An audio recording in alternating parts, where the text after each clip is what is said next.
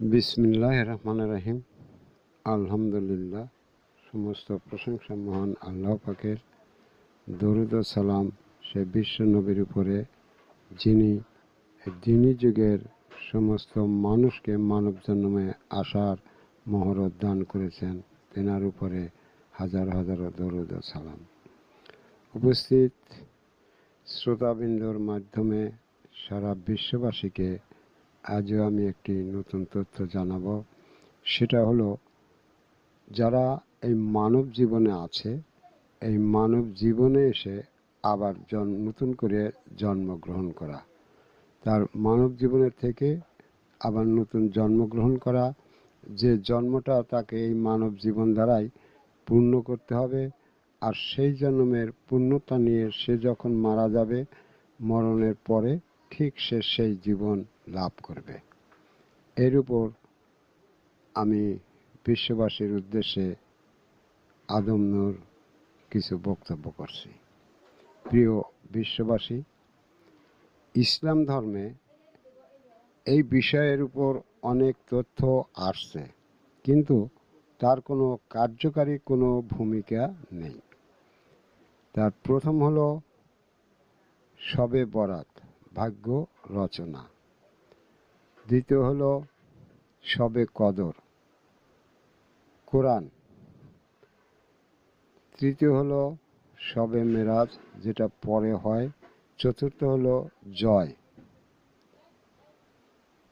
এই চারটার উপর ভিত্তি করে এই যে শবে কদর, যেটা আজও বা অনেক অতীত থেকে এই ইসলাম ধর্ম শবে কদর, শবে বরাত, শবে মেরাজ এগুলো পালন করে আসছে, কিন্তু এ পালন করার মূল সূত্র যাহা ছিল তার কোনো কিছু নাই। এগুলো শুধু নিয়মতান্ত্রিক দিন নির্ধারণ করে নিয়ে এরা পালন করে যাচ্ছে। আর এখানে ধর্মীয়ভাবে বুলি করা হচ্ছে যে ভাগ্য আল্লাহ লিখে দেবে, আবার এই শবে কদরও আল্লাহ করিয়ে দেবে, মেরাজও আল্লাহ ঘটাবে। কিন্তু এটা যে সম্পূর্ণ ভিত্তিহীন কথা বলা হয়েছে, এটা নিঃসন্দেহ ব্যাপার। কারণ এই ভাগ্য কখনই কোনো মানুষের জন্য আল্লাহ পাক রচনা করবেন না। কোনো মানুষের জন্যই আল্লাহ পাক কোনো ভাগ্য রচনা করবেন না। এই ভাগ্য, এই শবে বরাত কি, এ সম্বন্ধে শুধু সোয়াব আর সোয়াবের বক্তব্য করা হয়, কিন্তু মিলে শবে বরাত কি, শবে বরাতের বিষয় কি, এর উপর কোনো বক্তব্য এখানে নাই, আর তার কোনো ভূমিকাও নাই। তো এই যে শবে বরাত, ভাগ্য রচনা, এই ভাগ্য রচনার সাথে কেন্দ্র করে ইসলাম ধর্মে আসছে হেদায়েত, আল্লাহর তরফের হেদায়েত, ঈমান আনা, সালাত কায়েম করা, সে রবের ইবাদত করা, এটা আসছে। কিন্তু যার কোনো কিছুই ইসলাম ধর্মে নেই। যেখানে তাদের শবে বরাত করলো না, তাদের ভাগ্য রচনা করা হলো না। এই ভাগ্য রচনা করতে গেলেই সেই মানুষকেই ঠিক আল্লাহর তরফের হেদায়েত গ্রহণ করতে হবে।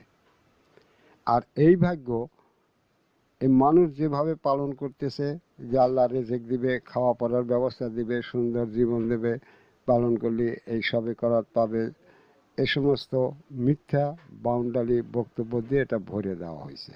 কিন্তু আসলে ভাইয়েরা তা নয়। এটা হলো এই শবে বরাত যে ঘটাবে, তাকে এই মানব জীবনে প্রেজেন্ট থাকতে হবে। আর যিনি ঘটা দেবেন, তিনি যার উপর এই শবে বরাত, এই ভাগ্য লিখবেন, ঠিক তাহা জানা চেনারা হতে হবে। আর সেই ভাগ্য যখন লিখবেন, সেই ভাগ্য লেখার সময়কে হেদায়েত বলা হয়। তো এখানে কোরআনিক ভাষায় এটা হলো আল্লাহর হেদায়েত, আল্লাহর হেদায়েত। তো যখন সেই আল্লাহর হেদায়েত আসে নাই, বা সেই হেদায়েতের যে বিষয় তাও আসে নাই, তাহলে এখানে ভাগ্যকে রচনা করবে। এই ভাগ্য, আগেও আমি বলছি, আবারও বলছি, কখনই আল্লাহ পাক রচনা করবে না, কোনো দিনই করবে না, কারোর জন্যই করবে না।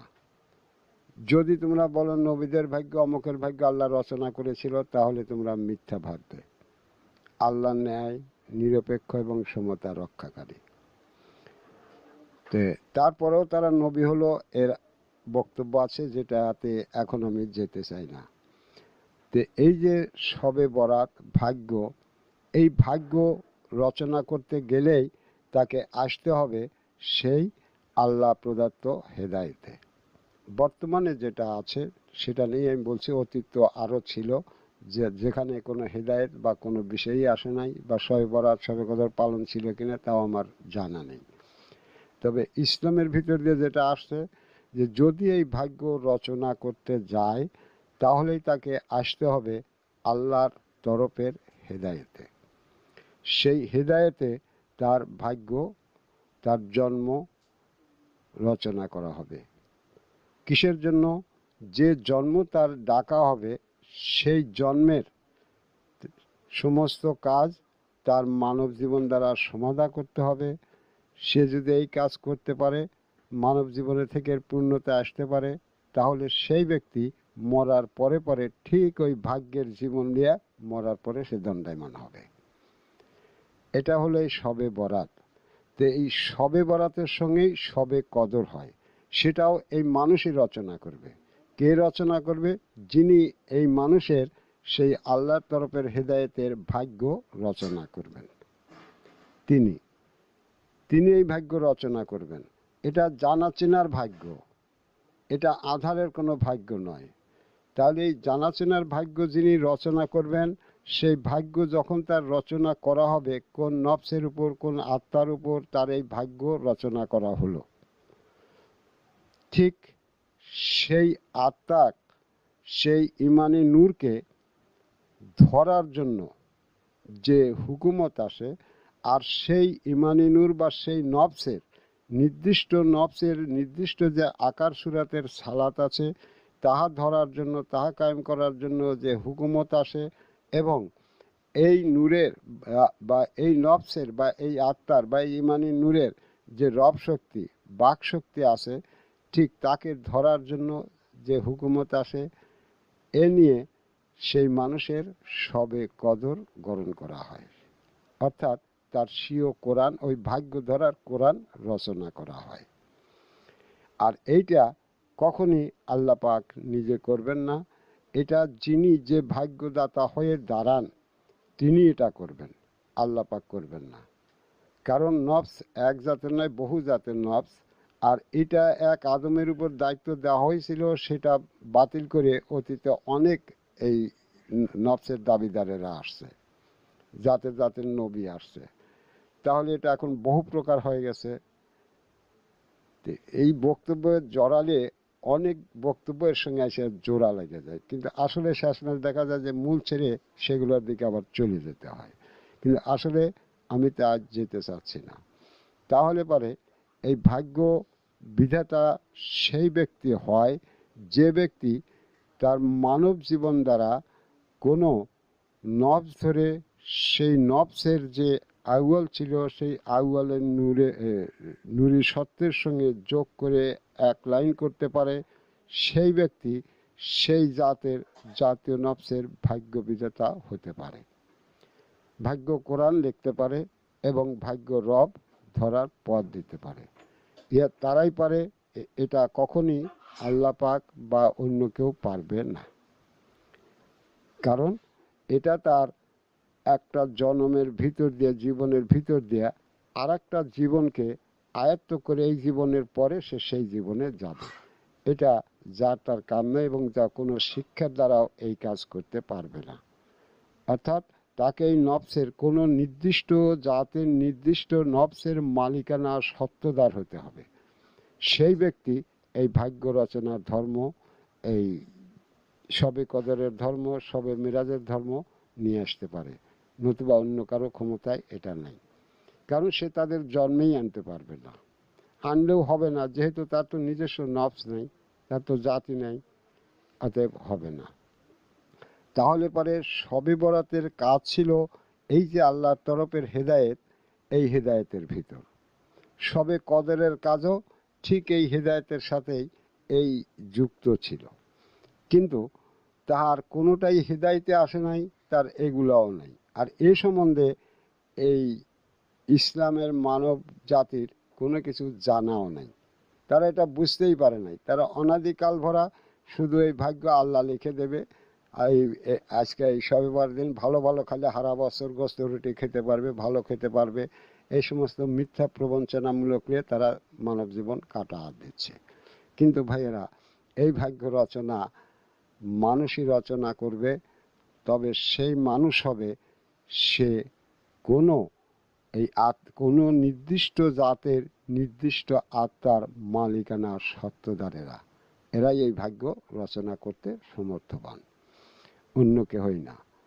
কিন্তু সেই অতীত থেকে এখন পর্যন্ত এই ভাগ্য রচনার ধর্ম বা হেদায়েত নিয়ে কেহই পৃথিবীতে দণ্ডায়মান হয় নাই, যে কারণে সেই অবুঝ শিক্ষার জ্ঞানীরা ফাঁসেকি ভিত্তিহীন ডিগ্রি নিয়ে তারা এই শবে বরাত, শবে কদর, শবে মেরাজ, জয়ের দিন অর্থাৎ ফেতের, ঈদের ফেতের, এগুলো বিভিন্নভাবে শুধু সোয়াব বা অন্যান্য বক্তব্য দিয়ে মানব জাতিকে বোঝাচ্ছে, কিন্তু আসলে এর সত্য এদের কারো জানা নেই।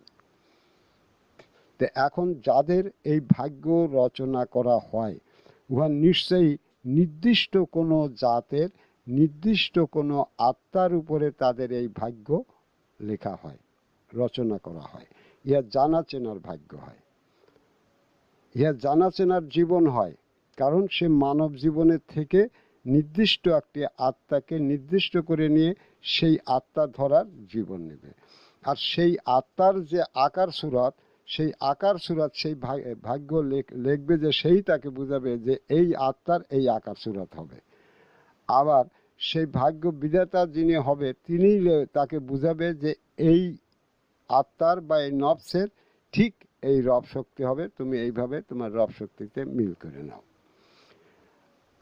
এভাবে সেই ভাগ্য বিধাতা যিনি হন, যিনি নফসের মালিকানার সত্ত্ব লাভ করেন মানব জীবন দ্বারা, তিনি এই বুনিয়াদম বা জাতীয়ভাবে যারা মানুষ হয় তাদের আখেরাতের বা মরণের পরের জীবন ধারার জন্য তারা এই ভাগ্য রচনা করতে পারে।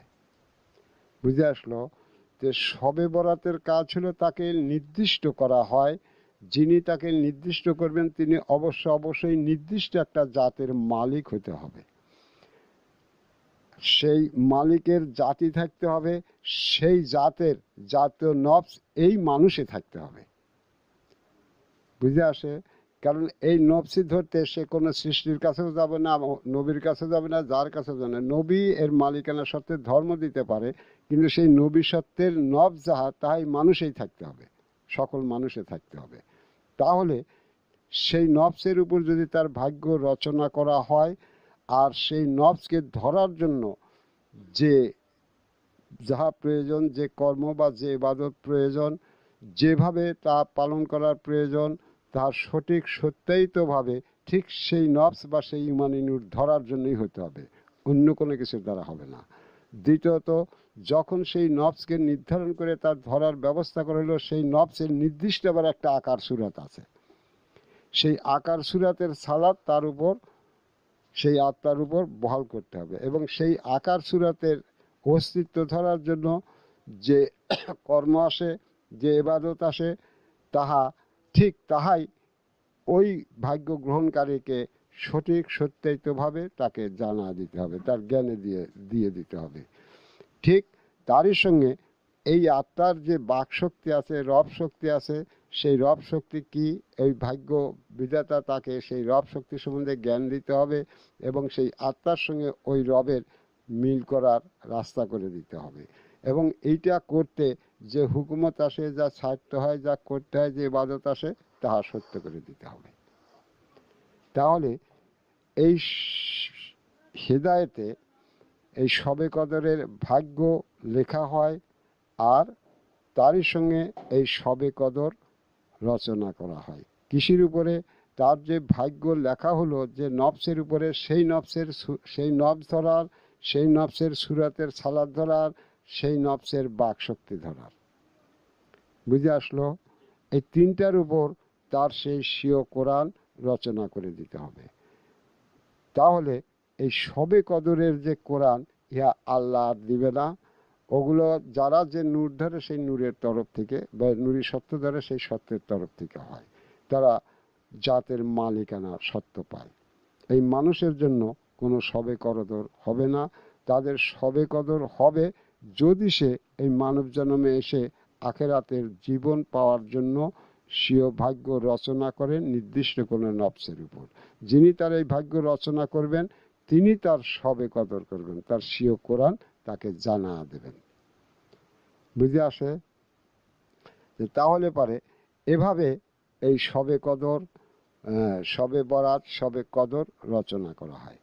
এই শবে কদরের ভাগ্য নিয়ে আর শবে কদরের হুকুমত নিয়ে যে সত্যায়িত করে, যে সত্যায়িত করতে পারে, ঠিক সেই সত্য যখন তার প্রমাণ হয় তার নফসের কাছে বা সেই নফসের মালিকের কাছে, যখন তিনি মনে করেন ইহা সত্য হয়েছে, তখনই তার ভাগ্যের আত্মার সাথে তার মোলাকাত ঘটে। একে বলা হয় শবে মেরাজ।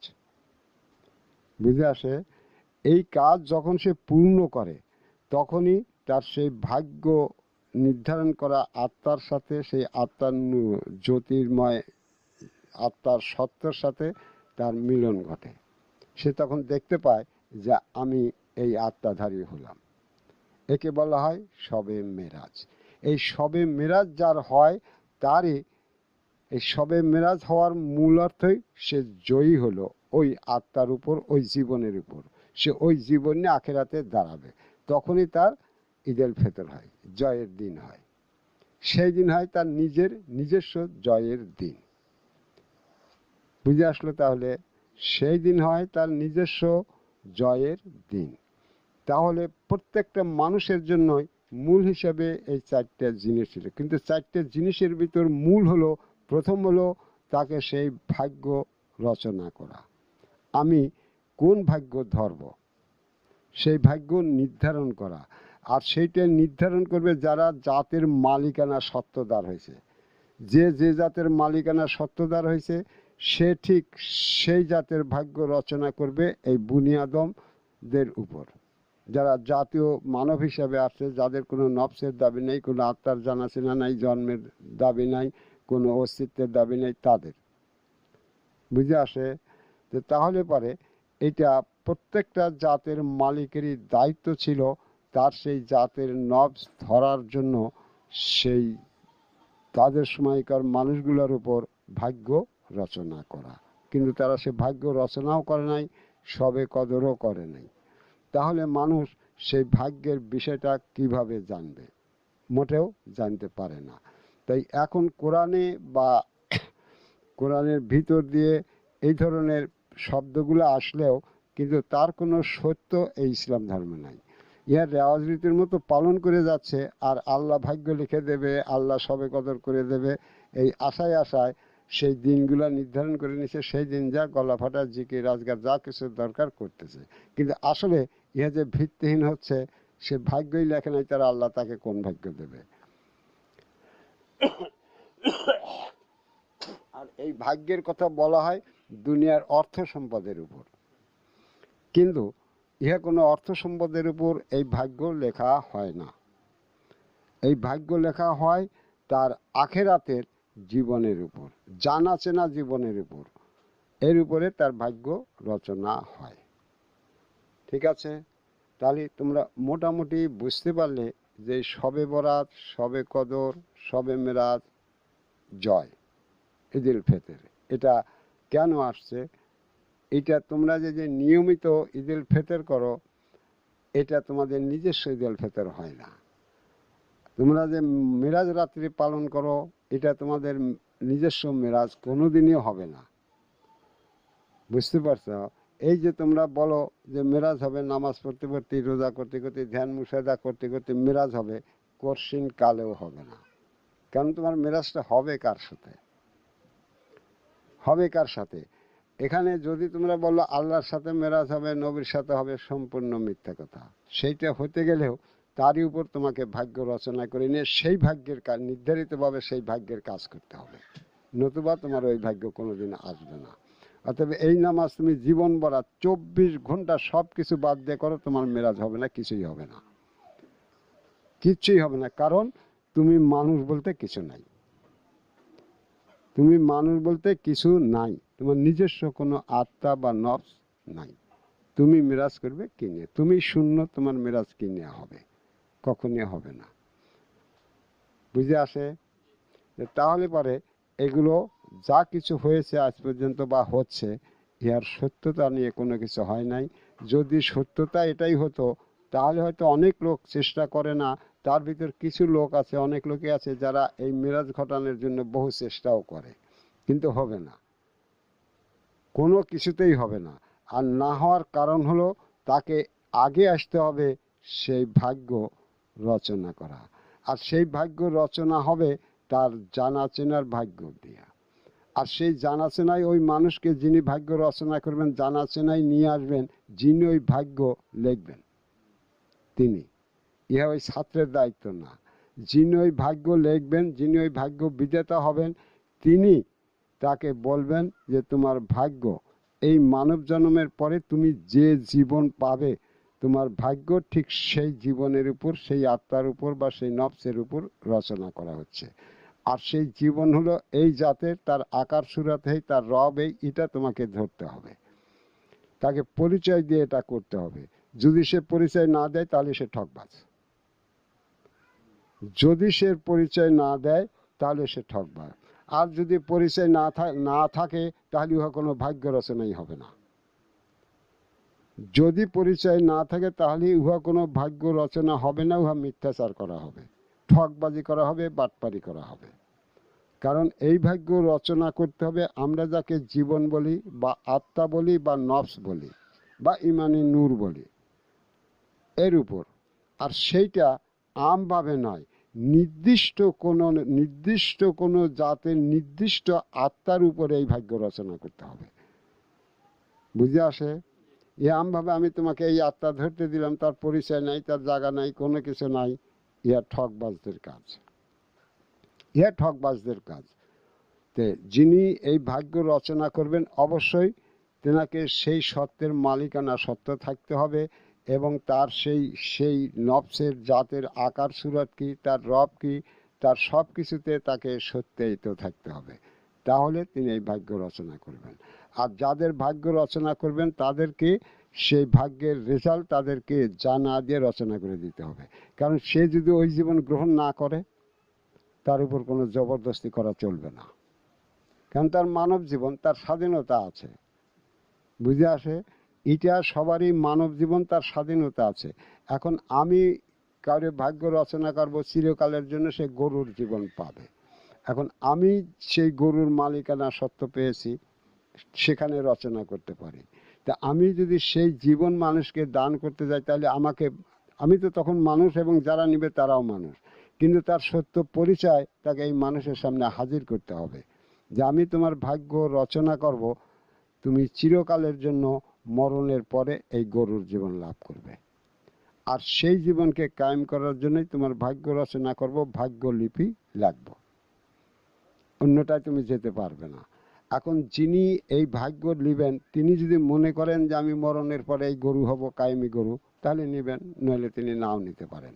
কোনো জবরদস্তি এখানে চলবে না। বুঝে আসে?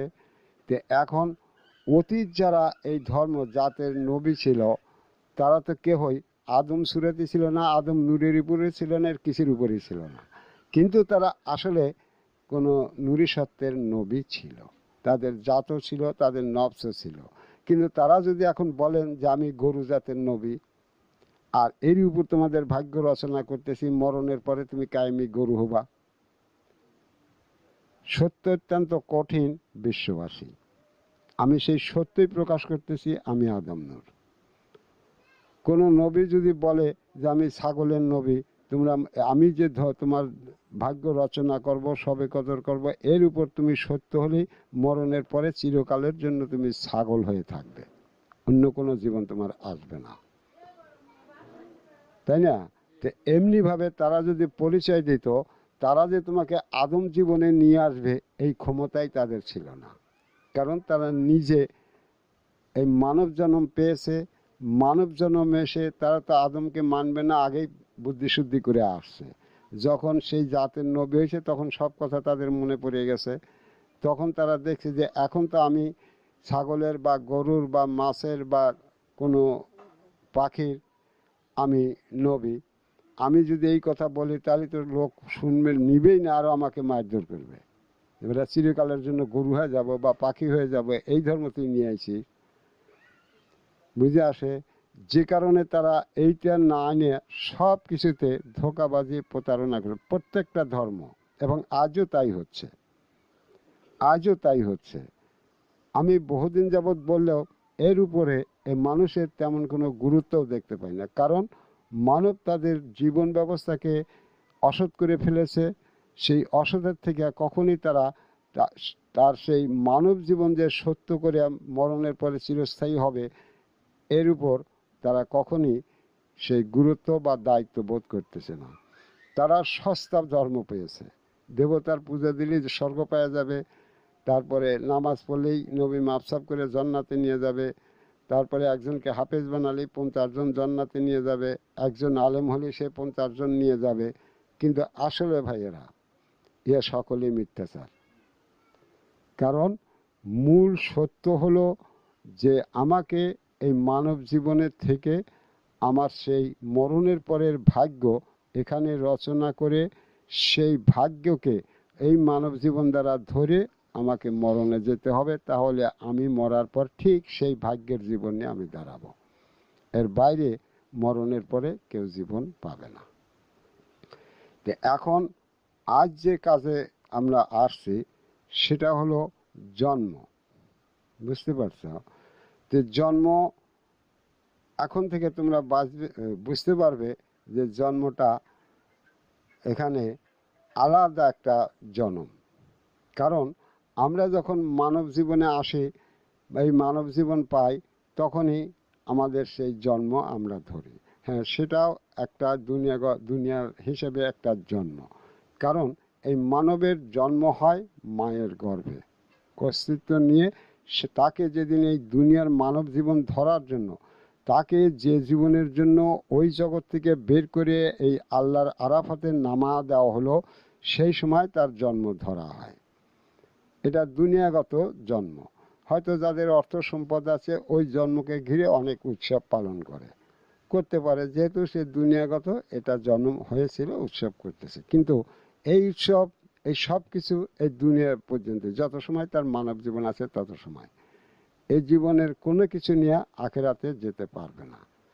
এখানে যেমন তোমার মাতৃগর্ভে তার রসদ আগেতেই জোগাড় হয়েছে বা সেখানে জন্ম হয়েছে, এখন তোমার জন্ম তোমাকে গ্রহণ করতে হবে। সেটা ওইভাবে তুমি মানব জন্মে আছো, সেই জন্মের থেকে তোমাকে সেই মরণের পরে যে জীবন নিয়ে তুমি দাঁড়াবে তারই জন্ম গ্রহণ করতে হবে, বুঝে আসে? সেই জন্মদাতারাই মনে করো নবী রাসূলেরা ছিল, কিন্তু তারা সেই জন্ম আনেনি। কারণ যে পরিচয় দেওয়া লাগে, পরিচয় দিতে হয় না?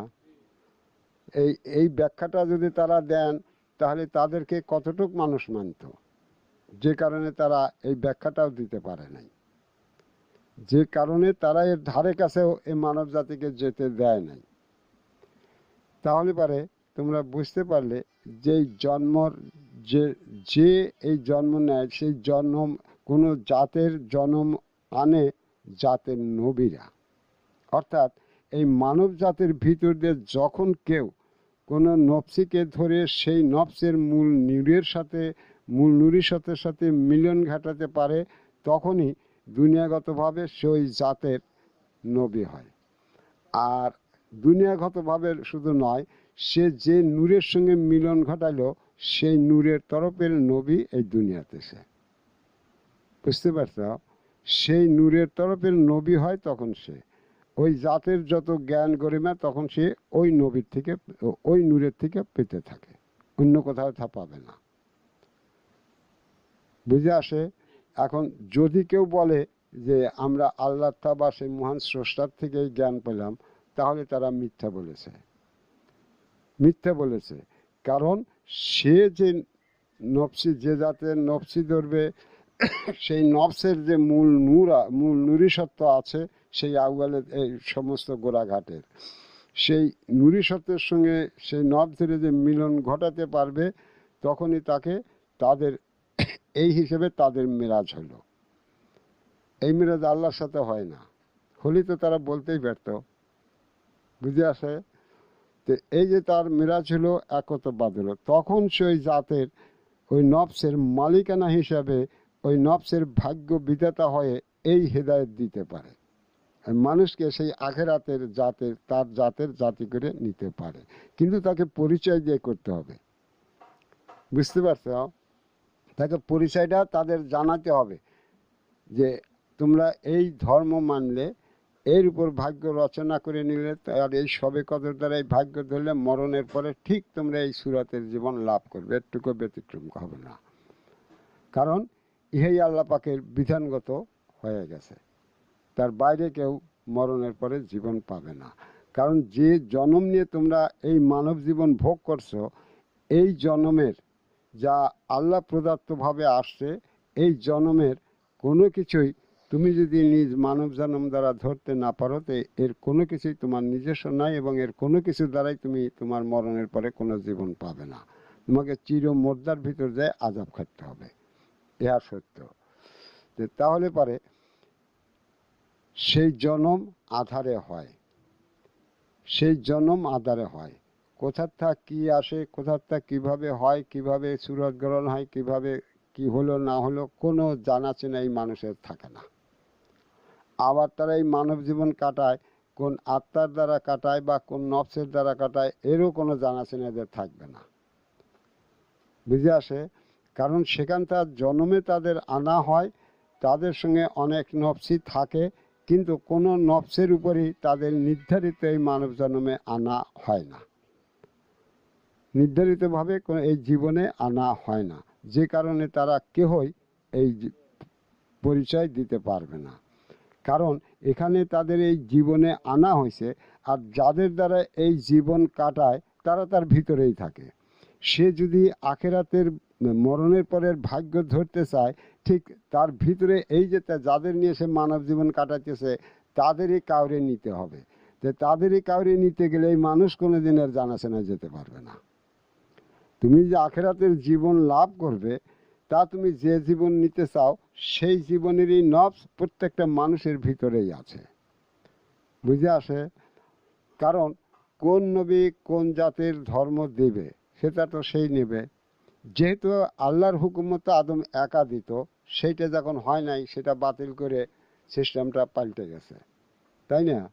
তাহলে সব কিছু পরিবর্তন হয়ে আইন হয়েছে। তাহলে পরে এটা এভাবে এই আইন গড়া হয়েছে। তো সেই বিষয়টা যখন বাতিল হয়ে গেছে, তাহলে এই জন্ম যখন পৃথিবীতে আসেই নাই, তখন মানুষ কেউ পরিচয়ও যেতে পারে নাই। কারণ বললাম যে মাতৃগর্ভের জন্মের কারো কোনো নির্দিষ্ট আত্মার জন্ম দিয়ে এই মানব জীবনে আনা হয় না। অতএব তাদের নির্দিষ্ট কোনো আত্মার উপর নির্ধারণ করেও আনা হয় না। তারা এখানে নির্ধারিত নিজের কোনো আত্মা আছে, এটাও তারা বলতে পারবে না, কিছুই বলতে পারবে না। কারণ তাদের এখানে আনাই হয়েছে এই অবস্থা দিয়ে, এখানে তাদের আনা হয়েছে এই অবস্থা দিয়ে। তারা কখনই তাদের যে জীবন নিয়ে চলে সেই জীবনের পরিচয় দিতে পারবে না। এখানে এক কথার ভিতর আর এক কথা আসে। এখানে লালনের আমি একটা গানের একটা ছন্দ তুলে ধরছি।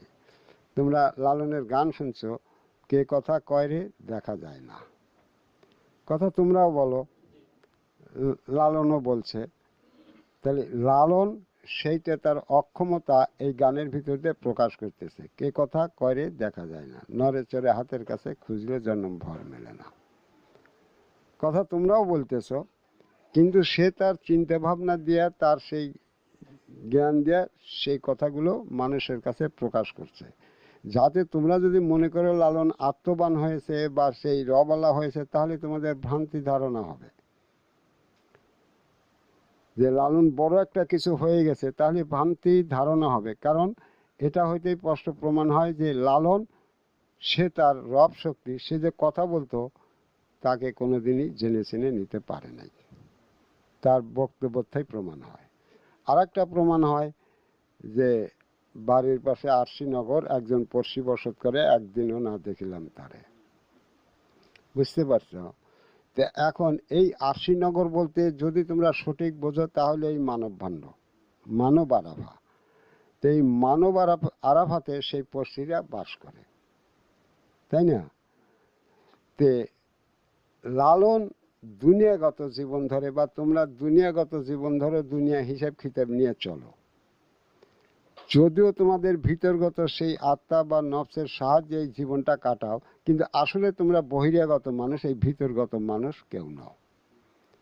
যেমন তোমরা এখন দুনিয়াগত হইছো, দুনিয়াগত জানাচেনা আছে, একজন মানুষ দেখলে বা কিছু দেখলে দুনিয়াগতভাবেই তাদের চেনা জানা। এখন লালনকে যদি ওই পড়শিদেরকে চিনতে হয়, জানতে হয়, তাহলে ওই মানব ভাণ্ডেরই তাকেও একটা কিছু ওই জীবনী বা নফস বা আত্মা হতে হবে। বুঝে আসে? লালন যদি সেই আরশিনগরে প্রবেশ করতে পারে, তাহলে সেখানে প্রবেশ করতে গেলে তাকে নির্দিষ্ট একটা আত্মা বা ইমানি নূর বা নির্দিষ্ট একটা জাতীয় নফস হয়ে প্রবেশ করতে হবে, নতুবা ওই আরশিনগরে তার জায়গা নাই। তো যেখানে তার জায়গা নাই, সে সেই দেশের লোককে কাকে চিনবে আর কাকে জানবে, কাকে বুঝবে? বুঝতে পারছো? সে সেই জগতের কেউ না। এই জগতের পরিচয় নিয়ে ওই মানব ভাণ্ডারী যারা, তারাই এই মানব জীবন তোমাদের প্রবাহিত করলেও, কিন্তু এখান থেকে তোমরা যা জানবা, চিনবা, বুঝবা, এই পরিচয় নিয়ে তোমরা এই আরশিনগর বা এই মানব ভাণ্ডের কারো কোনো পরিচয় লাভ করতে পারবে না। তোমরা ওর ভিতর ঢুকে দেখতেও পারবে না, না পারতেছ? তাহলে এখানেও লালনের সেই অক্ষমতা প্রকাশ পাইছে যে আরশিনগরে পড়শি বাস করে, কিন্তু একদিন আমি তাদের দেখতে পারলাম না। কারণ দেখতে গেলেই তোমাকে ওই আরশিনগরের একটা কিছু হতে হবে, ওটা আলাদা একটা জগৎ। ওই জগতে যে যে মানুষ বা যে সৃষ্টি বা যারা বাস করে, তাদের ভিতরে কেউ হলে কিছু চেনা জানা যাবে, নতুবা যাবে না। অতএব এখানেও লালন তার অক্ষমতা প্রকাশ করছে। এখন তোমরা যদি করছে, কিন্তু সেগুলো চিন্তা ভাবনা করতো, আমি এটা বলছি না যে সেগুলো এমনি পেয়েছে না, তাও না, সের উপর কঠোর চিন্তা ভাবনা করতো যে আমি কী করে এটা করি, কিন্তু সে এটা করতে পারে নাই। সেটা না করতে পারার কারণ, সে তো কোনো নবী না যে সে সেই পথ ধরে অগ্রসর হয়ে কোনো নুরি সত্যকে কামাই করছে, তাই না? সে তো তা না। তাহলে পরে সেই নুরি সত্যদারেরা, সেই জাতের মালিকেরা যখন এখানে সেই ভাগ্য রচনার ধর্মই আনে নাই, তাহলে লালনার অনাদিকাল চেষ্টা করেও এই আরশিনগরের বাসিন্দা হতে পারবে না। এইরকম লক্ষ কোটি কোটি লালন যদি এইরকম চিন্তা ভাবনা করে নিজের জিন্দেগি শেষ করেও দেয়, তাহলে এই আরশিনগর বা এই মানব ভাণ্ডে জায়গা নিবে, কোনো কিছু হবে, এই ক্ষমতা কারো জন্মাবে না। বুঝে আসে? কারণ তুমি ওই জগতে ঢুকতে পারলে ওই জগতের কোনো একটা কিছু হতে হবে। তুমি যে নতুন একটা কিছু নিয়ে ঢুকবে তাও তুমি পারবে না। তুমি যে নতুন একটা কোনো কিছু নিয়ে ঢুকবে তাও পারবে না, কোনো কিছুতেই হবে না। যেমন আমের বীজ আছে, জামের বীজ আছে, মাছের গরুর বীজ আছে, মানুষের বীজ আছে। যদি মনে করো যে আমি এইটা খাইলে মানুষের ঢুকি, এটা তোমার অনাচার এবং তোমার অবৈধতা কুফরি বাড়বে, কিন্তু তুমি ওই জগতের বাসিন্দা হতে পারবে না। বুঝে আসে? সব তোমার অনর্থ হবে এবং তুমি অন্যায়কারীতে সামিল হবে। তুমি কিছুতেই এই আরশিনগরের কেউ হতে পারবে না। এই আরশিনগরের কেউ হতে গেলেই এই এই আরশিনগরের ভিতর যারা আছে, ঠিক তাদেরই উপর তোমার ভাগ্য রচনা করে নিয়ে, সেই ভাগ্যলিপিকে সংগ্রহ করে নিয়ে, সেই ভাগ্যলিপির কর্ম করে ওই ভাগ্যকে ধরতে পারলে ওই ঘরে তোমার আশ্রয় আছে, নইলে নাই। তো লালনের সময় এই সুযোগ লালন পায় নাই, আর যদিও থেকে থাকে তাকে হয়তো দেয়ও নাই, তবে ছিল না, এটাই সত্য। বুঝে আসে? তাহলে এখন তোমরা সেই লালন ভক্ত বা এমনি মানুষ তার গান শুনে যতই মনে করো যে লালন খুব বড় আত্মালা ছিল আর লালন আত্মভেদী ছিল, সম্পূর্ণ মিথ্যে কথা। সে কোনো আত্মা ধরতেই পারে নাই, তার আত্মভেদী হয় কি করে? এগুলো তার ভাবনা চিন্তার জ্ঞান। আর সেটা এমন, যেমন তোমরা কথা বলতেছো, লালন এরকম কথা বলতো যে আমি কথা বলতেছি আমার কাছে সব, অথচ আমি তারে জানি না, চিনি না। বুঝতে পারছো? এখন লালনকে যদি ওই বাক শক্তিকে চিনতে হয়, তাহলে ওই বাক শক্তির যে আত্মা বা নফস আছে, সেই নফসের উপর তার ভাগ্য রচনা করতে হবে। বুঝে আসে? লালন যদি এখন এই যে আমরা বাক করতেছি, এই বাক শক্তিকে যদি আমাকে চিনতে হয়, ধরতে হয়, জানতে হয়, তাহলে এই বাক শক্তির যে নির্দিষ্ট আত্মা আছে, নফসে আছে, ঠিক সেই নফসের উপর ভাগ্য রচনা করে ওই নফসের সাথে এই রব ধরার হুকুমত সবে কদর করে নিতে হবে, কোরআন ডাকতে হবে, নতুবা কোনো ক্ষমতা নেই, কারোই নাই। এভাবে যদি কোনো মানুষ লক্ষ কোটি কোটি বছর চেষ্টা করে, তাও পারবে না। এই মানব ভাণ্ডের আশিনগরের কেউ জাগাল দিতে পারবে না। বুঝে আসে? অতএব তোমরা বহিরাগত মানুষ, বহিরে জীবন ধরবে, জীবন শেষ করবে, মারা যাবে, গোল্লা যাবে, এটাই ঠিক। আর যদি তোমরা মনে করো যে আমরা আখেরাতের বা মরণের পরের জীবন ধরবো, তাহলে অতীত করে নাই। আর মুহাম্মদের পর থেকে এখন পর্যন্ত তোমাদের এই ভাগ্য রচনাকারী হিসেবে কোনো মানুষ আসেও নাই। তো এখন দিনই যুগ, সেই অতীতের নেতাদের সেই বিরোধিতা, আদমের সঙ্গে বিরোধিতা করার কারণে এই যুগের ভাগ হয়। সেই ভাগ অনুযায়ী এই দিনই যুগে আদমের অবতারের সিদ্ধান্ত হয়। তাই এটা সেই আদমিয়তের যুগ বা দিনের যুগ। তা এখন আদম অবতার হয়েছে, সেই নূরের দাবিতে আসছে, সে সেই মানুষকে আখেরাতে মানব জীবন পাওয়ার যে ভাগ্য, সেই ভাগ্য রচনা করতেছে। সে সেই আখেরাতে নিয়ে যাওয়ার যে ভাগ্য রচনা করতেছে। সেই ভাগ্যের যে সত্য, যিনি এই ভাগ্য গ্রহণ করবে, ঠিক সেই সময় তাকে তারই দিক আদম, তার ভিতরে আদম নফসি যে আছে, সেই নফসের উপর নির্ধারণ করে সেই সময় তার জন্ম হয়। যখন তার কালিমা পড়া বলা হয় যে এই নফস এখন তার তোমার করা হলো, তোমার দিক করা হলো, ঠিক সেই সময় তার আখেরাতের জীবন পাওয়ার জন্ম হয়। বুঝে আসে? ঠিক সেই সময় সে আখেরাতে যে জীবনটা পাবে, সেই জীবনের জন্ম হয় সেই সময়। ঠিক আজ তোমরা যে ভাইয়ের এই জন্মদিন পালন করতে আসছো, ঠিক এমনই বৎসরের এমনই একটা দিনে তার এই আদম নফসির উপর জন্ম লেখা হয়েছিল। সেই জন্মটাকে উদযাপন করতে তোমাদের ডাকা হয়েছে। যে আমার সেই জন্মের দিন, আমার সেই আদম নূরের উপর আমার জন্ম নির্ধারণ করে নেওয়ার দিন, তোমরা সবাই এসো, আমরা আলোচনা করি, বাইরে একটু আনন্দ করি, তাই না? এটা সেই দিন। তাহলে এই মানব জীবনে সে জন্ম নিতে হবে, কিন্তু এই জন্ম দিতে পারবে না ওই নবুয়তি সত্যদার ছাড়া।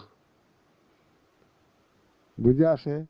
এই জন্ম দিতে পারবে না, কোনো মানুষই দিতে পারবে না যারা স্বীয় নফস ধরে সেই আউয়ালের কোনো নূরের জীবন ধরতে না পারছে।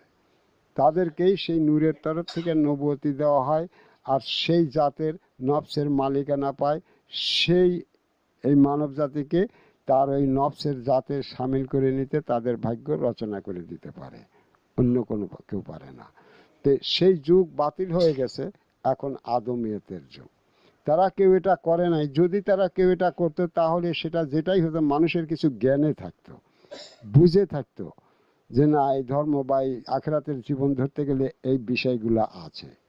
তাই বিশ্ববাসী, আমি আদম নূর সত্যই জানাচ্ছি, যদি তারা কোনো নবী বা কোনো রসুল বা কোনো দেবতা এই ঘটনা তারা ঘটাতো, তাহলে নিশ্চয়ই তাহা ইতিহাস হতো, মানুষের একটা জ্ঞানে থাকতো যে না, আমি যদি মরণের পরে জীবন ধরতে চাই, তাহলে তার জন্ম এই মানব জন্মের থেকে সেই যে এই জন্ম দিতে পারে তারই নবী, সেই নফসের মালিকানা সত্য যার আছে, তার থেকে এই জন্ম আমাকে নিতে হবে, এই ভাগ্য লিখতে হবে, আর সেই ভাগ্য ধরার জীবন আমাকে ধরতে হবে। তাহলে জানা চেনাই মানুষের থাকতো। কিন্তু সেই আদম থেকে এখন পর্যন্ত এর কোনো বিষয়ই আসে নাই। কিন্তু বিষয়গুলো যেমন আসে নাই, কিন্তু তার অনেক কথাই কিন্তু ইসলাম ধর্মের ভিতর দিয়ে আসে, যেটা আমি একটু আগে তোমাদের জানালাম। যে এই ভাগ্যে এই জন্মের যে বিষয়গুলো তা কিন্তু আছে, কিন্তু সেগুলো এই আলেম পীর সমাজরা এরা কেউ কোনো কিছুই না জেনে এগুলো সব আল্লাহর উপর ফেলে দিয়েছে। যে সবে বরাত আছে, সবে মেরাজ আছে, তোমরা সব তৈরি আসো, অনেক সব প্রথম এক ফোঁটা পানি পড়লে হাজার হাজার লক্ষ লক্ষ সব সমস্ত জীবনের গুনাহ মাফ হয়ে যাবে। এই যে মিথ্যাচার করা হয়, এই যে মিথ্যাচার করা হয়, আসলে কিছুই মাফ হয় না, কিছুই মাপ হয় না। অপরাধ অপরাধী, উহা কোনো নামাজে সালাতে বা ইয়াতে কোনো কিছুতেই মাপ হবে না। এগুলো মিথ্যাচার করা হয়, মিথ্যাচার করা হয়েছে। ও সবে কদরের রাতি হোক আর সবে মেরাজের রাতেই হোক, যে রাতেই হোক, হ্যাঁ সবে বরাতের রাত্রি সেই লোকের অতীতের সমস্ত এবং চলন্ত গতিতে সমস্ত জীবনকে বাতিল করে দিয়ে নির্দিষ্ট একটি আত্মার জীবন তার জন্য নির্ধারণ করে সেই আত্মার জন্মে আনা হয়। তার যখন সব কিছু বাতিল করে দেওয়া হলো, সব কিছু মুছে দেওয়া হলো, তখনই তার অতীত জীবনের সাথে অতীত অস্তিত্বের সাথে সব কিছু ধুয়ে মিশে গেল। সে এখন নতুন জীবনে, তার জন্ম নতুন করে হলো না, সে এখন নতুন জন্মে, সেই জন্মের সেই সুরাতের সেই রব ধরার তার সবে কদর রচনা করে দেওয়া হয়।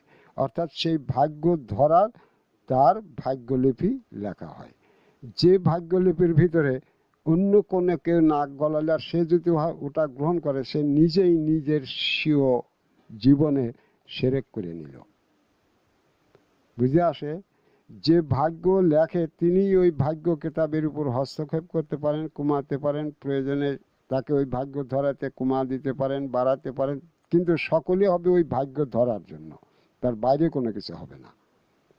ওই সব সব কামাই করে আল্লাহ জান্নাতে নেবে, আল্লাহ এটা করবে, ওই অসুখ সেরে যাবে, এর জন্য কোনো কিছু না।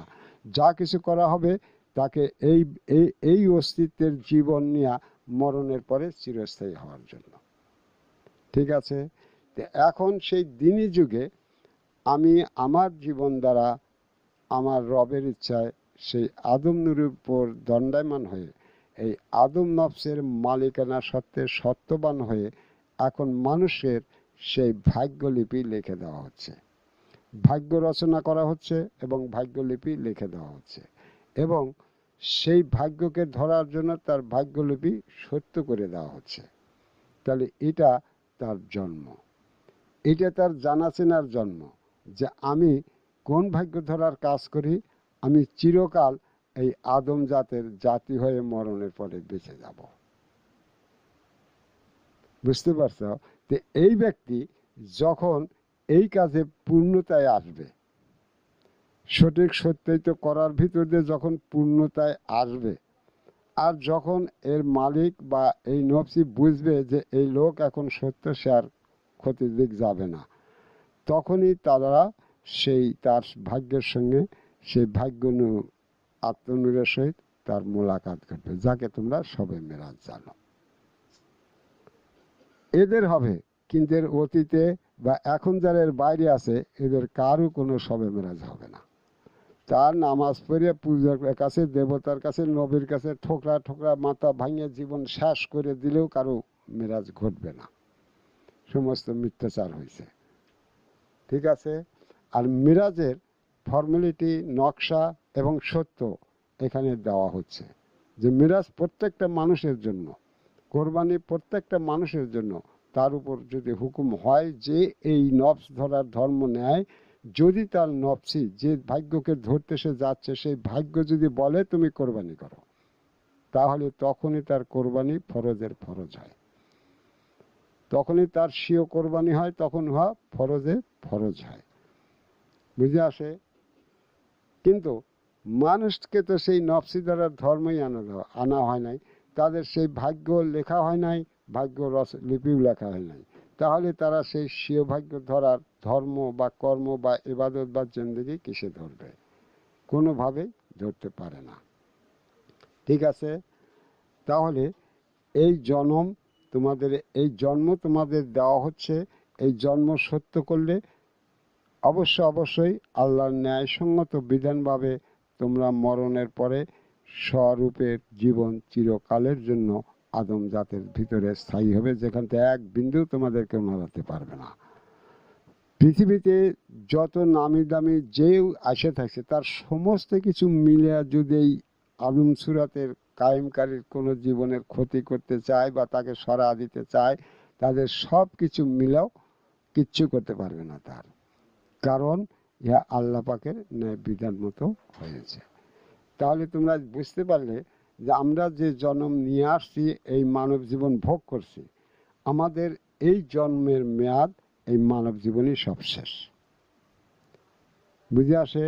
আমরা যে জন্ম মাতৃগর্ভে থেকে এই দুনিয়াতে আল্লাহর আরাফাতে বাস করতে আমাদের যে সময় সুযোগটা দেওয়া হয়েছে, সেই জন্মের যা কিছু তাই মানব জীবনেই সব শেষ হয়ে যাবে, যার কিচ্ছু বাকি থাকবে না।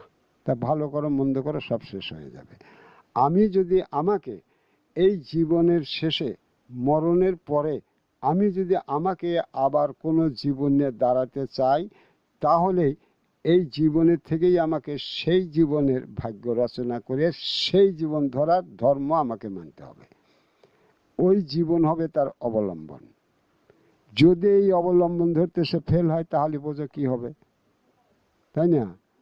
তাহলে এই অবলম্বন মানেই ধর্ম, কিন্তু অবলম্বনের কোনো কিছু আনাই হয় নাই, তাই তার ধর্মও ঠিক নেই। ঠিক আছে? তাহলে তোমরা বুঝতে পারলে যে এই জন্ম কেন নিতে হবে, এই হেদায়েত কেন নিতে হবে, এই হেদায়েতের বিষয়বস্তু কি ছিল। তো ইসলাম ধর্ম বা কোরআনে এই সত্যগুলো বহন করলেও এর ধারে কাছে কেউ যেতে পারে নাই আজ পর্যন্ত। কারণ যা চলছে, আমি যা বর্তমানে দেখতে পাই বা জ্ঞানে আসার পর তা দেখতে পাই, তা সকলেই মিথ্যাভাবে চলছে। কারণ এদেরকে সেই হেদায়েতেও আনা হয় নাই, আর সেই হেদায়েতে তাদের ঈমান আইনেও দেওয়া হয় নাই। এই ঈমান আনাটাই হলো তার জন্ম। যখন তার ঈমান এনে দেওয়া হলো নির্দিষ্ট কোনো নফসের উপর, তখনই তার ওই নফসের উপর জন্ম হলো। সব কিছু বাতিল করে দিয়ে যখন ওই নফসের উপর তার ঈমান এনে দেওয়া হলো, তার জন্ম হলো। ঠিক যে ঈমানি নূরের উপর বা আত্মার উপর তার জন্ম দেওয়া হলো, ঠিক ওই যিনি এই ভাগ্য রচনা করবেন তাকে অবশ্যই জানতে হবে যে এই নফসের আকার সুরাতের জীবনেই, সেই আকার সুরাতের জীবনের উপরও তার এই সবে কদর করতে হবে। কোনটা ধরবে, কোনটা ছাড়বে, কোনটা করবে, ইবাদত কিভাবে করলে সেই সুরাতের মালিকানা পাবে। তারই সঙ্গে ওই নূরের বা ওই আত্মার যে রব আছে, বাকশক্তি আছে, ওই হেদায়েত গ্রহণকারীকে ওই বাকের সাথে মিল করে তার উপর হুকুম দিতে হবে ওই বাককে ধরার জন্য, তাই না? এভাবে সত্য করে নিয়ে যদি সে সত্য করে, তাহলে অবশ্যই সে মরার পরে ওই জিন্দেগি লাভ করবে, একটুকু ভুল হবে না, একটুকু ভুল হবে না। এখানে আরেকটা কথা লালনের আমি তুলে ধরছি, কে কথা কয় রে দেখা যায় না। তো এই যে রব, তাই না, একেই রব শক্তি বলা হয় বা ভাষা শক্তি বলা হয়। একে দেখা যায় না, ধরা যায় না, জানা যায় না, চেনা যায় না। তো একে চিনতে গেলে এই ভাগ্য রচনার ধর্মেই তাকে যেতে হবে।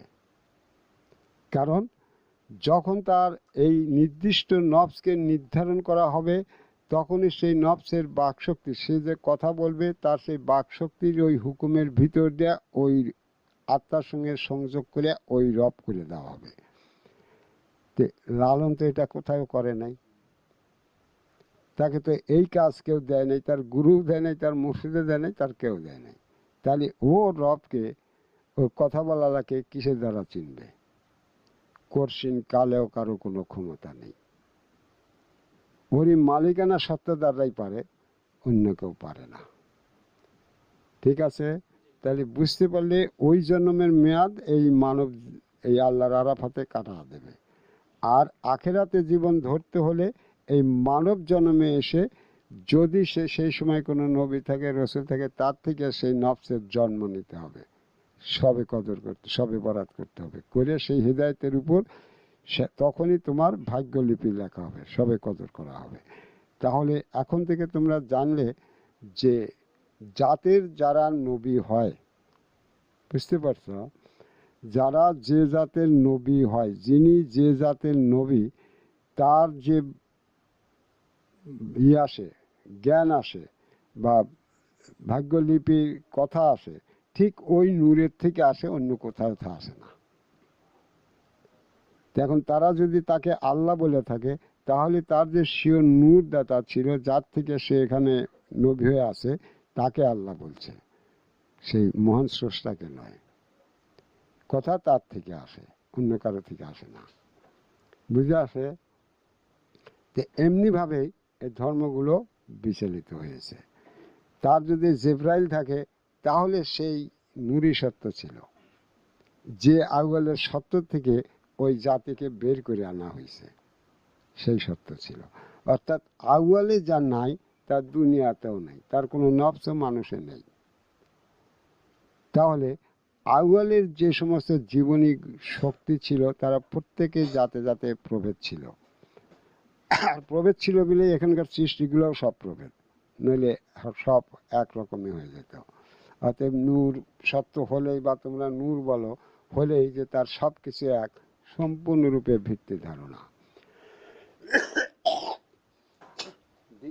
দ্বিতীয় কথা, তোমরা আল্লাহর নূর জানো, কিন্তু আল্লাহর নূরটা কি তাও জানো না। আর অন্য যারা নূর ছিল বা নূরই সত্য ছিল, তাদের সম্বন্ধেও কিছু জানো না। বুঝতে পারছ? যা কিছু সমাজ আমাদের প্রকাশ হয়, তা কোনো সম্বন্ধেই সঠিক এদের কিছু জানা নেই, কারণ এরা কোনো আত্মার মানুষ হতে পারে নাই। অর্থাৎ এই আশিনগরের কোনো আত্মা বা নফস হতে পারে নাই। এই জন্যই তারা আউয়াল কেউ জানতে পারবে না, গর্ভে কি হলো বা কোথা থেকে এসে এই মানুষ হলো, তারও কিছু জানবে না। তাহলে আল্লাহর নূরে এটা বলা হয়, নবীরা নূরে এটা বলা হয়, কিন্তু আল্লাহর নূর কি আর এই নবীর নূর কি, এটাও তারা জানে না। বুঝতে পারছ? এখন সমস্ত নবীকেই নূরি সত্যর অধিকারী বলা হয়, তো সমস্ত নবীর নূরই কি আল্লাহর নূর ছিল? এগুলো বেকুফি ছাড়া আর কিছু হয় নাই। কোনো নবী আল্লাহর নূরের সত্যবান হতে পারে নাই, কাউরে আল্লাহ নূরের সত্যবান করা হয় নাই, একমাত্র আদম ব্যতীত। বুঝতে পারছো? তাহলে তাদের নূর ভিন্ন ছিল। শুধু ভিন্ন নয়, প্রত্যেকটা নূরের আকার সুরত ভিন্ন ছিল। যেমন সেদিন বলা হলো যে মুহাম্মদ যদি তারকা রূপে থাকে, সে তারা ছিল, সেই তারার ভিতর যে আকার সুরত ছিল, তারপরে যদি তাকে ময়ূর রূপে প্রমাণ করা হয়, তাহলে সেই তারার উপর যে আকার সুরত ছিল, তা ওই ময়ূর, অন্য কিছু হতে পারে না।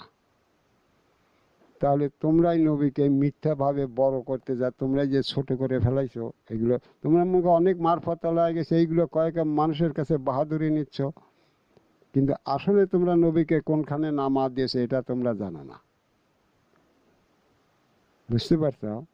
আসলে এখানে মোহাম্মদ, কিন্তু আউয়ালে তো সে ছিল, নামও ছিল, পাল্টা দেওয়া হয়েছে। তবে তিনি যে সম্মানিত, মহাসম্মানিত, এটাই সত্য। কিন্তু তোমরা তাকে সেই উপরে করে তার দয়ায় জান্নাত পাওয়ার লোভে তাকে এমন সব জায়গায় নিয়ে গেছো, যার সঙ্গে আল্লাহর বিরোধিতা লাগা দিছ, যার সঙ্গে তোমরা আল্লাহর সরাসরি বিরোধিতা করতেছো, কিন্তু তা তোমরা না জেনে আমরা নবীকে বড় করলাম, জান্নাত নবী আমাকে দেবে, কিন্তু ইহা সকলেই তোমাদের মিথ্যাচার হচ্ছে, সকলেই মিথ্যাচার হতেছে, কখনই ইহা সত্য হবে না। দ্বিতীয়ত, যে এই যে জন্ম, এই জন্ম, মানব জন্ম পাওয়ার ভিতরও ওই যে বললাম যে যুগের দুইটা ভাগ হয়েছে। আদম থেকে তাবে তাবিনদের নিয়ে যে যুগটা হয়েছে, এই সময় যারা মানব জীবন পেয়েছে, তাদের রহস্যটা এক। আর এই তাবে তাবিনদের বিদায় নেওয়ার পরে যে মানব জীবন হচ্ছে, এদের রহস্যটা আর এক। বুঝতে পারছো? এদের রহস্যটা আর এক। তাদের তরানেওয়ালারা ছিল নবীরা বা দেবতারা, যাদের মনে করো। আর এই সমস্ত পৃথিবীর মানব জাতিকে তরানের মালিক একমাত্র আদমের, দ্বিতীয় আর কেউ নেই, দ্বিতীয় আর কেউ নেই। তাহলে এখানে তফাৎ আছে। দ্বিতীয়ত, সে সময় যারা মানব জন্মে মানবাত্মা নিয়ে চলছে, মানব জীবন কাটাইছে, তারা ছিল সমস্ত জাতের জাতীয় মানব। বুঝতে পারছ? সেই সমস্ত নুরিতন বা নবীদের তরফ থেকে যে সমস্ত জাতি এই পৃথিবীতে প্রকাশ করা হয়েছে, সেই সমস্ত জাতের নফসের আত্মার দ্বারা তখনকার মানুষ এই মানব জীবন কাটাতো। এটা ছিল তাদের বিষয়। আর দিনী যুগে এসে যদি এই হিসেবে বলা হয়, তাহলে দিনী যুগের মানুষের মানব জন্ম আসতেছে কোন ফায়াকুনের দিক থেকে, সৃষ্টি চলছে তার দিক থেকে। আর মানুষের ভিতরে এই সৃষ্টির ভিতর দিয়ে সেই কোন ফায়াকুনের আত্মা আসতেছে, যাদেরকে তোমরা জিন সত্ত্ব বলো। এই জন্যই সেদিন বলা হয়েছিল যে এই যুগের সকল মানুষ বলতে গেলে জিন কোষের মানুষ, জিন আত্মার মানুষ। বুঝতে পারছ? আর এই যুগের মানুষ জিন আত্মার মানুষ বলেই এদেরকে কোরআনিক ভাষায় এদেরকে ইয়াজুজ মাজুজ বলা হয়েছে। বুঝে আসে? ইয়াজুজ মাজুজ বলা হয়েছে। আর এদের যে পৃথক করে আলাদা করে আল তুলে দেওয়া হয়েছে, তাহলে তোমাদের বন্দি করা হয়েছে। তোমাদের ভিতর নবী নাই, রসুল নাই, কেউ নাই, খালি তোমরা সেই কোন ফায়াকুনের মানুষ। বুঝতে পারছো? তাহলে তোমরা তো সব কিছুতেই দোজখী হচ্ছে। কোন দোজখী? একেবারে চিরকালের জন্য সেই মরার দেশের দোজখী। কোনো জীবনই তোমাদের থাকবে না। কারণ এমনি জন্ম তোমাদের অনুপার্মনে কোনো জাতীয় পরিচয় ছিল না, বা জাতীয়ভাবে মানুষও তোমরা হও নাই। কিন্তু তারপরেও তোমাদের যে কেউ কোনো জাতের আশ্রয় দিল যে আমি তোমাকে এই ভাগ্য লিখে দিলাম তুমি এই গরু হবে, এই সুযোগটাও তোমাদের জীবনে নাই। বন্ধ করে দেওয়া হয়েছে। নবুয়াত বন্ধ হয়ে গেছে না? তাহলে নফসের ঘর বন্ধ করে দেওয়া হয়েছে, তোমরা পারতেছ না। তাহলে এই যুগের মানুষ তোমরা যেখানকার মানুষই হও, কিন্তু এই বিধানটা যখন আদমকে সেপারেট করে দিয়ে এই বিধানটাকে ভাগ করা হয়েছে, সেই ভাগে যেয়ে সেই দিনী যুগের রাতের যুগ বা নবুয়তি যুগ শেষ হওয়ার পর থেকে যে মানুষ আসতেছে, সে যেখানকার মানুষ হোক, আমেরিকার হোক, লন্ডন হোক, ইন্দোনেশিয়া হোক, বা অস্ট্রেলিয়া হোক, যেখানকার মানুষই হোক, তারা সব মানুষ এই জিন কোষের মানুষ। এই জিন সত্ত্বের দ্বারা, কুন ফায়াকুনের আত্মার দ্বারা এরা মানব জীবন কাটায়। আর এই জন্যেই এই মানব জাতিকে যে বন্দি করা হয়েছে, এর মূল কারণ এটা যে তোমাদের কোনো জাতের ঘর নেই, তোমরা মাজুস, ইয়াজুস মাজুস। বুঝতে পারছো? এই মাজুস শব্দটার অন্য একটা দিক দিয়ে কথা বললে পারে এটা বলা হয় যে এই যে 5টা গর্ভের কথা বলা হয়, তাই না? এই 5টা গর্ভ তোমরা সেদিনও শুনলে যে আবাতর বাদ খাক রাত। এই 5টা গর্ভের মালিকই মাতৃতুল্য, মাতৃজাত। আর তোমরা যে অনুপর্মণে আসতে চাও, এরই ভিতর থেকে এসে মানব জন্ম লাভ করতে চাও। বুঝে আসে? মানব জন্ম কাটাচ্ছ, তাহলে এটা মায়ের জোশেরটা হচ্ছে। এই জন্য মাজুস বলা হয়, ইয়াজুস মাজুস। ইয়াজুস হলো এই যে মাজার এখানটা আছে না, এখানটা এই জায়গাটা যে মানুষের, এই পিছনের থেকে এই জায়গাটা যে মানুষের, একে বলা হয় ইয়ার জগৎ। এদের এই কথায় গেলে পারে এই জায়গাটার নাম ইয়ার জগৎ। অর্থাৎ মানুষ যে লেট্রিন করে তার থেকে অনুপর্মণা আসে। আর কি মায়ের যে এই মায়েদের যে আছে, কুন ফায়াকুনের জাত আছে, তাদের ভিতরে যা আনা হয়েছিল এই সমস্ত সৃষ্টি চালানোর জন্য, তার থেকে মানব জীবন পাচ্ছে। বুঝে আসে? সেই মানুষ সেই জীবনেই মানব জীবন কাটায়। যে কারণে তোমাদের এই জীবনের মানুষ ওই নাচানাচি, কুদাকুদি, হাই হল্লা, মারামারি, খুনাখুনি হয়তো আরও বেড়ে যাবে। হয়তো এই যে হুকুমত দেওয়া হচ্ছে, মানুষকে জানানো হচ্ছে, যদি তোমরা ভালো হয়ে যাও ভালো, কিন্তু যদি তা না হও, তোমাদের এই অবস্থাটা দিন দিন এত খারাপ হয়ে যাবে, তখন এই মানব জীবন হবে সবচাইতে খারাপ। পথ চলতে পারবে না, কারণ তোমরা ওই জুসের মানুষ। আর এই জন্যই তোমাদের বন্দি দশায় ফেলা গেছে, যাকে বলা হয় যে পাহাড়ে সিলমোহর করে আটকা দেওয়া হয়েছে। তাহলে তোমরা আটকা এখানে আসো, তা পৃথিবীর যে মানুষই হও, তোমরা জিন কোষের মানুষ, অন্য কেউ না। অতএব তোমাদের জ্ঞান গরিমে যা কিছুই নাচানাচি, কোদাকুদি, হিংসা, নিন্দা, গীবত, এগুলো ছাড়া আর কিছু হবে না। আর এগুলোই তোমরা করে বেড়াচ্ছ। আর ঠিক এমনই সময় সেই আদম নূরের আবির্ভাব। এই তোমাদের চূড়ান্ত ফয়সালা, ইহা তোমাদের চূড়ান্ত ডাক, চূড়ান্ত সময়। এই দিনী যুগ হলো মানব জীবনের শেষ কাল। এই দিনী যুগের শেষ হলে আর এই মানব জন্ম থাকবে না। এই আহ্বান চূড়ান্ত আহ্বান। আল্লাহর প্রতিনিধি খলিফার তরফ থেকে সারা বিশ্বের মানব জাতিকে সমস্ত তথ্য খুলে দিয়ে আহ্বান করা হচ্ছে যে তোমরা যদি সেই মরণের পরের জীবন লাভ করতে চাও, তাহলে তোমার এই জীবন থাকতে সেই আদম সত্যের উপর তোমার জন্ম রাখতে হবে, তাও আদম নূরের কাছ থেকে, কারণ ওর মালিকানা সত্য তার। ঠিক আছে? তাহলে তোমাদের যেমন অসহায় ফেলে দেওয়া হয়েছে, তেমনি তারা হিংসাবশত আদমকে নিয়ে এখানে ফেলাইছে, যে এই মানুষগুলা আমরা যা করে যাব ওরই উপর নৃত্য গান এই সমস্ত করবে, আদমকে আর কেউ মানবে না। যদিও চেতনা আসে কেউ মানবে না, কিন্তু সব কিছুতে তা হয় না, তাই না? হয়তো 100 জনের ভিতর 2 জন মানবে। ওই 2 জন আদম হলে যে তোমাদের বুদ্ধিজ্ঞান শেষ, ওই 2 জন মানুষ হলে যে তোমাদের বুদ্ধিজ্ঞান শেষ। আর ওই 2 জন মানুষের জন্য তোমরা যে চিরকাল তোমাদের দোজখ ভোগ করতে হবে, তাদেরই আহার জোটাতে হবে। বুঝে আসে? 2 জন হবে কেন, অনেক লোকই হবে হয়তো। তাহলে এখন যদি মনে করে 1 কোটি মানুষ হয়, তাহলে অনেক মানুষ হলো, তাই না? তাহলে সেই 1 কোটি মানুষের রসদ যোগাবে আল্লাহর অস্তিত্বে যত সৃষ্টি যাতেছে সব মিলে। বুঝে আসে? সব মিলে কাটাবে। তাহলে এখন এই পৃথিবীতে যদি 1 কোটি মানুষ বাস করে, বুঝতে পারছো? তাহলে এই পানিতে মাছ আটবে না, পানিতে নামবে মাছে গাও কামড়াবে, বনে পশুর অভাব পাবে না, পাখির কোনো অভাব পাবে না, সব কিছুতে তোমাদের পরিপূর্ণ থাকবে। তোমরা কয়টা খাবে, কি করবে, কি করবে? যেটা অনেক সময় আমি বলি যে আমি টাকা কি করব, কিন্তু প্রয়োজন যতটুকু অতটুকু তো দরকার। আমাকে যদি এখন 1000 কোটি টাকা দাও, আমি কি করব? আমি খাই গেলে তুই কয়টা ভাত, না একটু মাংস কিনে খেলাম, কিন্তু আমি যে পান্থা ভাত বিছে গলা দেখাও থাকার মানুষ, তাই না? তাহলে এই জীবনটা যখন মানুষের আসবে তখন মানুষ কয়টা খাবে, তাই না? এই যে এত পরিবার পরিকল্পনা, কিন্তু জন্ম তো বেড়েই যাচ্ছে, লোকসংখ্যা কমছে, কারণ এটা কোন ভাইয়ে কোনের জন্ম, এটা অহরহই অটোমেটিকলি জন্মে নেবে। তৃতীয় কথা, ইহা পূর্ণ বয়স্কের আগেই পূর্ণতা তোমরা লাভ করতে থাকবে, তার থেকে অপূর্ণ বয়সকেই তোমরা পূর্ণভাবে তার তোমরা এই জন্ম পদ্ধতি চালাতে যা, তোমরা অকালেই সব মরতে থাকবে। এটাই হতে থাকবে, এটাই হতে থাকবে। অপূর্ণ বয়সকেই তোমাদের এসে যৌবন হাজির হবে। তোমরা সেই কোন ফাই কোনের মানুষ যৌবনের ঢেউ সামলাতে না পারে, বুঝতে না পারে, সেই অপ্রাপ্ত বয়সকে যৌবনকে ব্যয় করতে যায়, সব ধ্বংসের মুখে পতিত হবে। এটা হবে হয়তো অচিরেই ব্যাপকভাবে তোমরা দেখতে পাবে।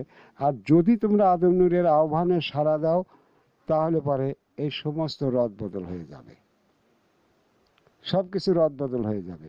তোমরা তখন ঈমান আলা হবে, তোমাদের ঈমানি নূরের নাম হবে আদম নূরের আত্মা। সেই ঈমানের সুরাতের নাম হবে আদম সুরাত, আর সেই রবের নাম হবে আদম নূরের বাকশক্তি। তোমরা সেই পরিচয়ের ঈমান আলা হবে। যে যারা ঈমান আনার দলে, তারাই এই জীবনকে রক্ষা করে, মানে যে কারণে কোরআনও বই হিদায়তের কথা বলার পরেই, সূরা বাকারার ওই প্রথম পাতায় তোমরা দেখতে পাবে এই হিদায়তের কথা বলার পরেই আছে, যারা এই কোরআনকে মানে, এই নির্দেশকে মানে, এই কোরআন তাদেরই জন্য কাজ করে, তাদেরই জন্য, অন্য কারোর জন্য না। কিন্তু সেই প্রথম সত্যই তো নাই, হিদায়ত নাই, সেই সবে বরাত তো কারো করে হয় না। তাহলে সবে বরাতের ভাগ্য কইতে আসে, কোথা থেকে আসবে? তাই কোনো কিছু নাই। তো যা হোক, যদিও আমি অন্য দিক বলতে চেয়েছিলাম, কিন্তু এটা জন্মলগ্নে এসে কথাগুলো পরিবর্তন করে এই দিকেই আমাকে বলতে হলো। তো যাই হোক, প্রিয় বিশ্ববাসী, আমি আদম নূরের তরফ থেকে আমি তোমাদের অনুরোধই রাখবো যে হিংসা, নিন্দা, গীবত সমস্ত কিছু ভুলে তোমরা সজ্ঞানে চিন্তা করো যে তুমি মানবকে। আর এর পরিচয় তোমরা কোনোদিনই নিতে পারবে না, কোনো পরিচয়ের জন্ম তোমাদের হয় না। এই মানব জীবন পরিচয়ের জন্ম হয় মানব জীবনে আসার পরে, যদি তুমি সেই জন্ম নাও তাহলে সেইটা হবে তোমার পরিচয়ের জন্ম। আর সেই জন্ম লাভ করলে এখানেই তুমি বলবে যে আমি আমার পরিচিত জীবনে দণ্ডায়মান হয়েছি। আর মরার পরে যখন জীবন পাবে তখনও তুমি বলতে পারবে আমি এই জীবনই দুনিয়ার জীবন দ্বারা ধরেছিলাম, আল্লাহ আমাকে ঠিক সেই জীবনে খাড়া করে দিয়েছে, এর বাইরে কিছু হবে না। তাই আমি তোমাদের অনুরোধ রাখবো যে আমি তোমাদের কারো শত্রু নই। বা যেমন লালনের কথাই বললাম, লালনের প্রতি হিংসা বিদ্বেষ করে আমি বলছি না, কিন্তু লালন তো এগুলো নিজের অক্ষমতা বা তার চিন্তা ভাবনার দ্বারা এগুলো বুঝেছিল বলছে, কিন্তু সে তো এর পূর্ণতা আসতে পারে নাই। এখন তোমরা যারা সেই লালন ভক্ত সেজেছ, সেই গান গায় নিজেদের জিন্দেগি নষ্ট করে দিচ্ছ, তোমাদের গতিটা কি হবে? সে তো নিজেই কোনো জয়ের পথ খুঁজে পায় নাই। তে এটা এক। দ্বিতীয় কথা হলো যে লালন তোমাদের জন্য তো এমন কিছু করে নাই যে এই কাজের ভিতর দিয়ে এই কাজে তোমরা পূর্ণতা আসলে তোমরা এইভাবে তোমাদের পূর্ণতা আসবে, তোমরা মুক্তি পাবে, এমন কোনো কিছুতে দেখায় নাই। তাহলে তোমরা এই লালন গানের প্রতি আকৃষ্ট হয়ে লাভ পারো আর ফল পারো সাধু নাম ধরো, কোনো লাভ হবে না। তোমরা যদি আমরা লালন ভক্ত, ওই লালন ভক্তের কোনো দাম আসবে না, কোনো ভক্তেরই কোনো দাম আসবে না, কারণ এখানে তোমার সেই ভাগ্য লিখতে হবে। আর তা লিখতে গেলেই সেই ভাগ্য বিধাতা, যিনি ওই নফসের মালিকানা সত্য জানেন, সেই ভাগ্য বিধাতা। এই ভাগ্য বিধাতা আল্লাহ নয়। আমরা এই মানব জন্মে আসছি, এই ভাগ্য বিধাতা এর ফর্মালিটি সব আল্লাহর ছিল, কিন্তু আখেরাতের জীবনে যেতে হলে এর ভাগ্য বিধাতা যিনি, সেই ভাগ্য কোনো নফসের নবী হন এই মানব জীবন দ্বারা, সেই নফসের যারা জীবন নিয়ে আখেরাতে যাবে তিনি হলেন সেই নফসের ভাগ্য বিধাতা। ভাগ্য কোরআন লেখনে আলা, ভাগ্য রব দাতা, ভাগ্য সুরত দাতা, অন্য কেউ নয়। তাহলে তোমরা যদি তোমাদের জীবনকে রচনা করতে চাও তাহলে সমস্ত হিংসা বিদ্বেষ ছাড়ো। তোমাদের বাহাদুরের সে আমি আলেম, আমি পীর, আমি অমক, আমি ফাদার বাবা, মাদার বাবা, কোনো কাজ হবে না। তোমরা কেহই কোনো পরিচয় আসতে পারবে না, এ ক্ষমতা তোমাদের দেওয়া হয় নাই, কারণ তোমাদের আত্মা নির্দিষ্ট করা হয় নাই। অপরিচিতভাবে সব করা হয়েছে, সেই অপরিচিত হয়ে অপরিচিতের দেশে তোমাদের চলে যেতে হবে। তুমি যে বলবে আমি মরণের পরে আম গাছ হবো, এই ক্ষমতাও তোমাদের জুটবে না, আর সে আম গাছও হতে পারবে না। ঠিক আছে? তাহলে বিশ্ববাসী, আমি তোমাদের হিংসা বিদ্বেষ বা প্রতিবাদ নিয়ে বলতেছি না। পীর সাহেবরা ভুল করতেছে, তার সত্য যে নাই সে কারণে বলা হচ্ছে, অলিরা ভুল করছে বলা হচ্ছে, পূজারীরা ভুল করতেছে সেটা বলা হচ্ছে। কারণ আদম আল্লাহর প্রতিনিধি, বিকল্প যে আসবে, বিকল্প যারা করতেছে বা অন্যায় যারা করতেছে বা ভ্রান্তি যারা দিচ্ছে, তার সকলের এগেনস্টে সত্য তুলে ধরা হবে। তো এতে যে তাদের হিংসা করে বলা হচ্ছে বা বিদ্বেষ করে বলা হচ্ছে তা নয়, কারণ সত্য যদি তাদের দেখার না হয় তাহলে তারা যে ভ্রান্তি, এটা মানুষও বুঝবে না, তারাও বোঝার চেষ্টা করবে না। তাহলে আমি তাদের পীরত্ব বা অলিত্ব নষ্ট করার জন্য না, সে যে তার মানব জীবন ধ্বংস করলো এবং তারই ধ্বংসের সঙ্গে সঙ্গে অসংখ্য মানুষ যে তাদের সঙ্গী হয়, তাদের মানব জীবন ধ্বংস করে যাচ্ছে, সে কারণেই আমি সত্যগুলো বিশ্ব মানব জাতির কাছে তুলে ধরছি। তাই অনুরোধ রাখছি আপনারা সব ভুলে সঠিক চিন্তাভাবনা নিয়ে এগিয়ে আসুন। এ বলে আমি আজকের বক্তব্য সমাপ্তি করছি। সুবহানাল্লাহ বিহামদিহি, সুবহানাল্লাহ। আসসালামু আলাইকুম।